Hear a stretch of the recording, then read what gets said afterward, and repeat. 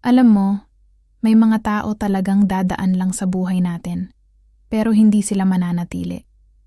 Parang mga bituin na dumaan lang para bigyan tayo ng sandaling liwanag sa madilim na gabi.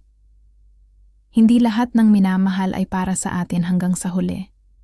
Minsan, parte lang talaga sila ng kwento mo, pero hindi sila ang ending.